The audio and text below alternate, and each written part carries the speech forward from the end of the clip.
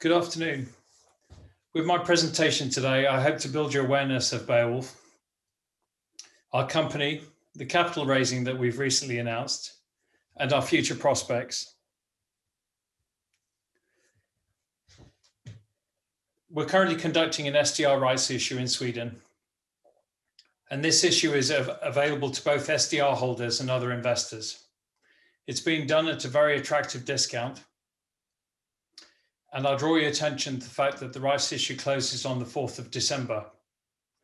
We're hoping to raise up to 69 million SEK, and those proceeds will be used to invest across our different business areas, which I'm going to describe for you now. Beowulf is a diversified exploration and development company. We currently have projects in 3 different countries, Sweden, Finland, and Kosovo, and a range of commodities within our portfolio: iron ore, graphite, gold, and base metals.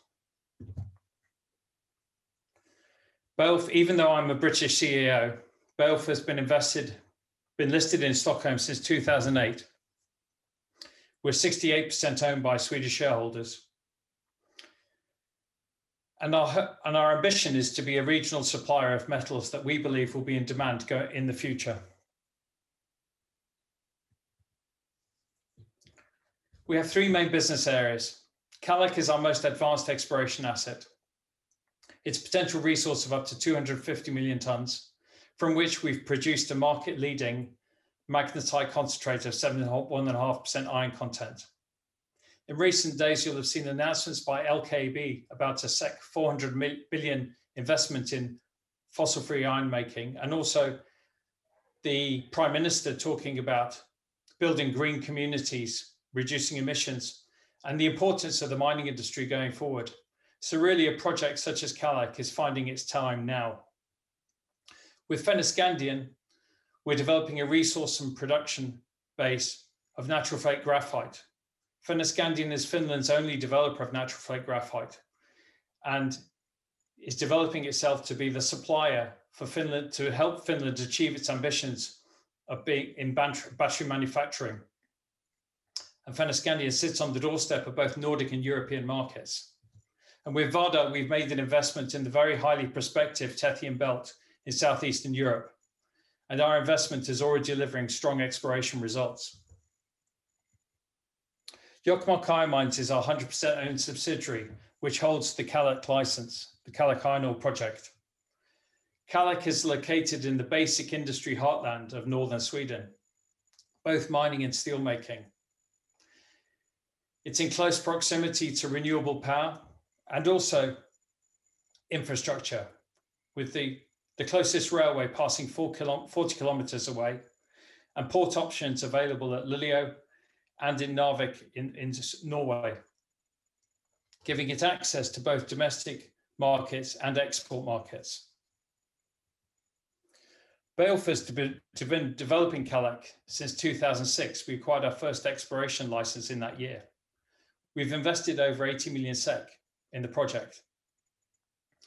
We've defined a resource which we believe is up to 250 million tons and can support a mining operation for 25 years or more.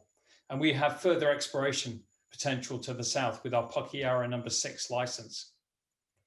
As I've said, we've demonstrated the market-leading credentials of Kallak, producing a 71.5% iron content product, which in the context of a growing focus on fossil-free steelmaking in Sweden would be a good addition to the portfolio of feedstock that any steelmaker would be looking to secure.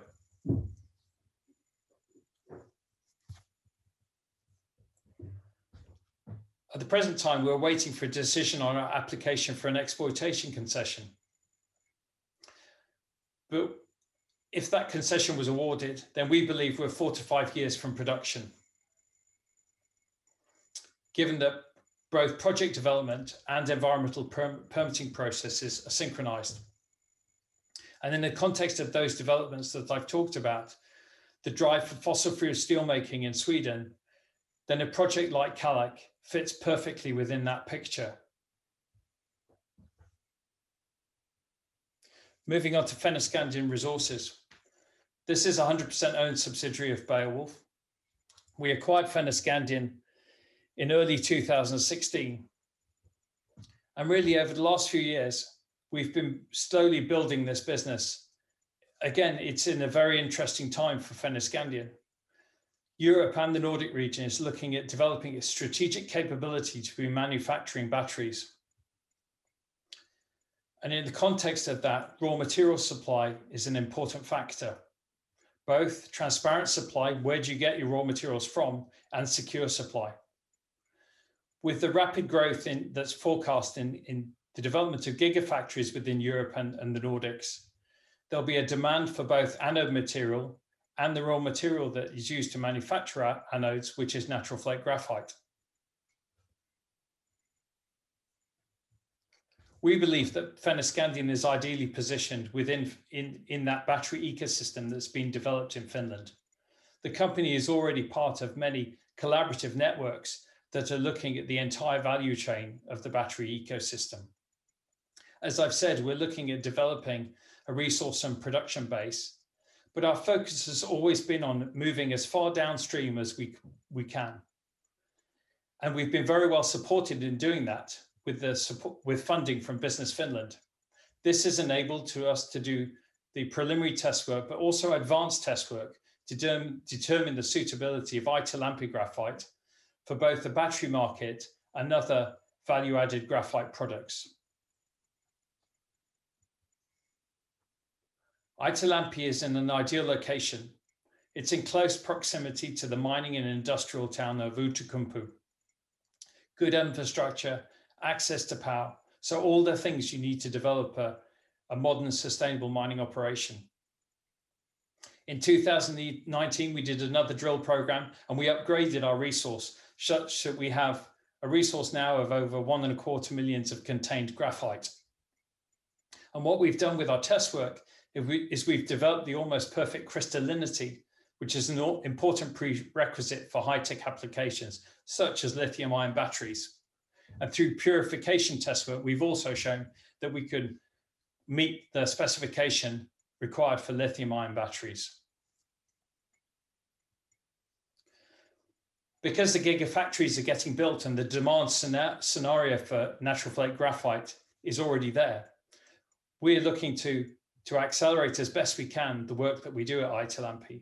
And the next stage of technical studies will include a scoping study. And in addition to that, we're looking at producing a meaningful bulk sample through test mining and the establishment of a pilot plant to produce some of those end products that we can then use to pre-qualify our material for customers, which is an important part of the development story for any industrial player. We're also looking at the circular economy and how we can build that into our overall development plan by sourcing graphite materials from recycling. And this is part of our bigger focus on sustainability. Moving on to Kosovo. Beowulf first invested in Kosovo in 2018, and we now own 46% of Vardar Minerals. Vardar, as I said, is in the Tethyan Belt, and the Tethyan Belt is Europe's main copper gold province, highly attractive to lots of mining companies. Vardar has 2 exploration licenses, Mitrovica and Viti. Mitrovica in northern Kosovo is prospective for lead, zinc, silver and copper and gold, and Viti in southeastern Kosovo is prospective for copper, gold and lithium. And we effectively, with our investment in Vardar, backed a highly experienced and technically competent team. Vardar gave Beowulf another exploration arm in 2018. And the Vardar team has already identified and delineated multiple compelling targets, which within our latest investment, which was £300,000, which went in August, funded geophysics, which has produced the information to enable us to define drill targets for a very busy 2021.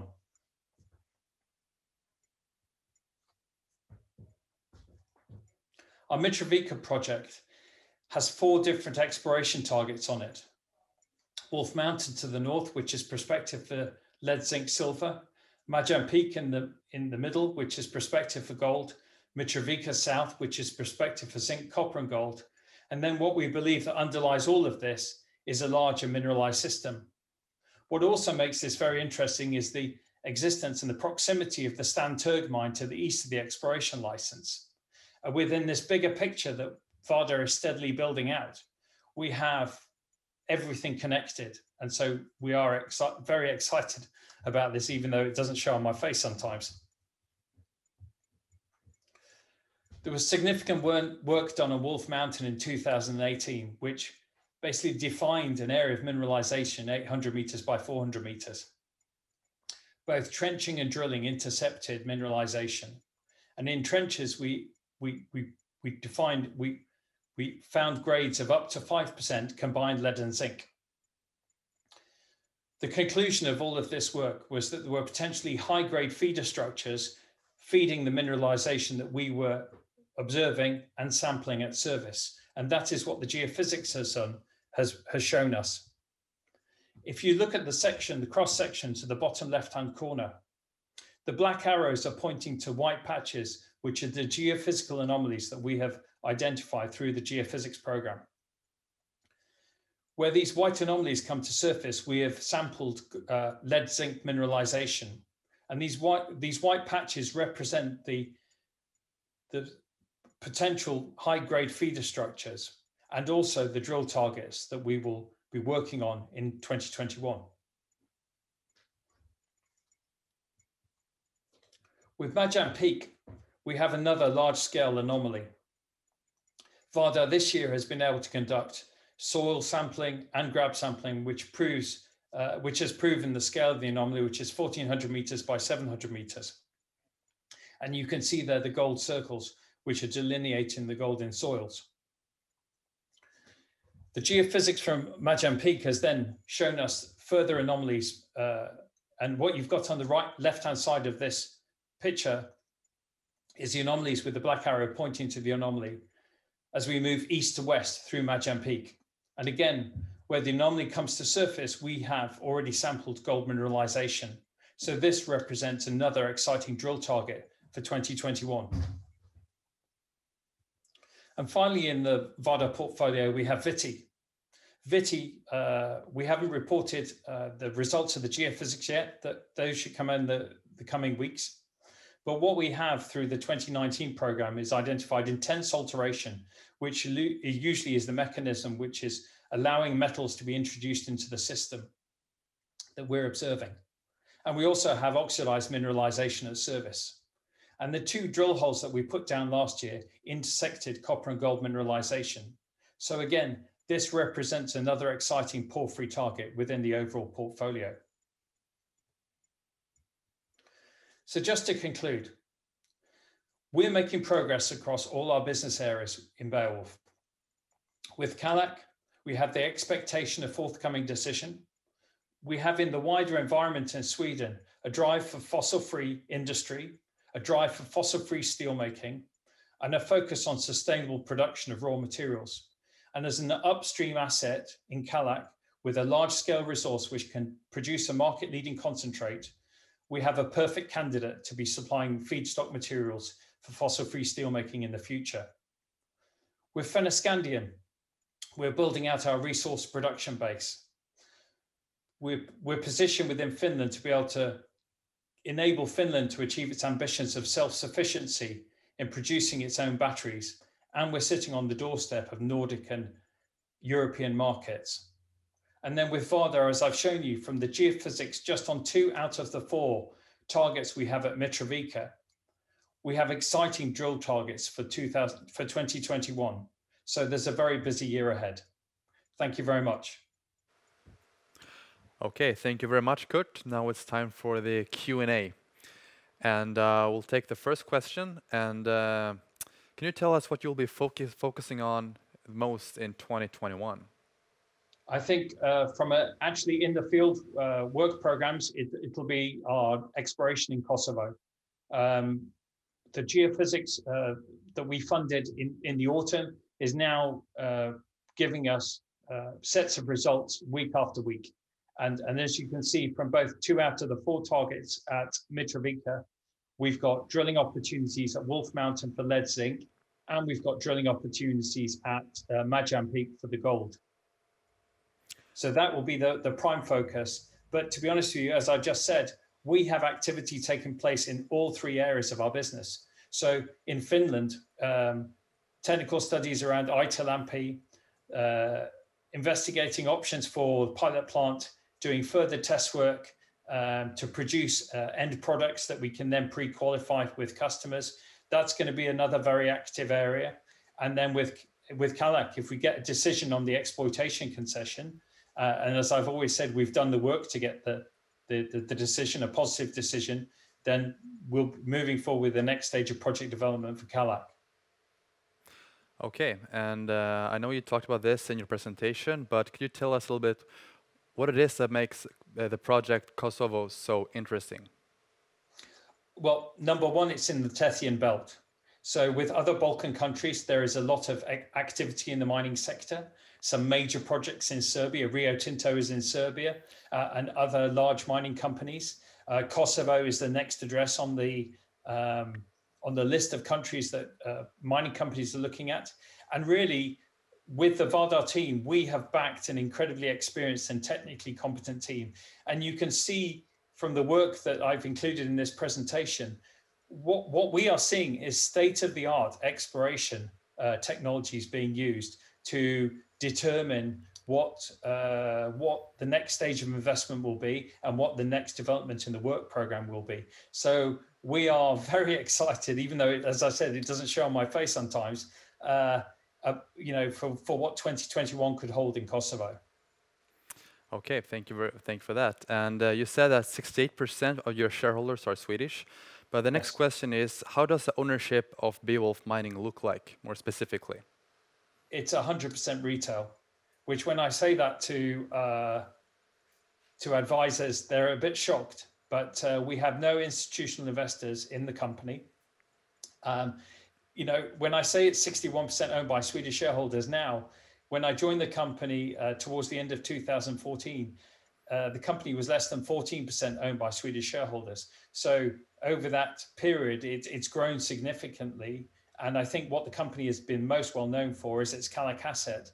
But what I've been trying to do, especially with the capital raising that we've got on the go at the moment, is explain to the company how diversified the company is now. And sometimes it may seem that we are not focused on any one particular area, but what we have is standalone business areas which run themselves, and we've got activity in all our business areas. So we are incredibly focused on what we're doing. Okay, time for the last question. The company's vision is to build a sustainable and innovative mining company. What makes Beowulf unique in that aspect? I was going to say me. No, my experience I've been in the mining industry for over 20 odd years, or it's 25 years now. And so I've gained a lot of experience. I have a real passion for sustainable development. When we look at a project like Kallak, we want to develop it in partnership with the community and all the stakeholders up in Jokkmokk. I mean, Kallak is a project that has represents the opportunity to just transform a community, all sections of the community, and be a positive influence. So that's what we've been English expression have been really desperate to move forward with in recent years. And it's, again, when we look at the context of where we're developing our project and the direction Sweden is going, both in terms of a green transition, fossil-free steelmaking, supportive comments from the Prime Minister, Stefan Löfven, around building green communities and reducing emissions while creating new jobs. That's exactly what we want to do in Jokkmokk. We have a project that can generate over 550 jobs for up to 25 years or more. This is a great opportunity. And also, as we've shown, it's a market-leading concentrate, which can supply fossil-free steelmaking into the future. So I'm not sure I answered your question about uniqueness, but I think it's mindset. about our ambition, what we believe is achievable, and fundamentally it's achievable because Sweden is a leading mining nation. Okay, Kurt, thank you very much for your presentation and your good answers, and it's been a pleasure having you here, and good luck in the future. Thank you very much indeed.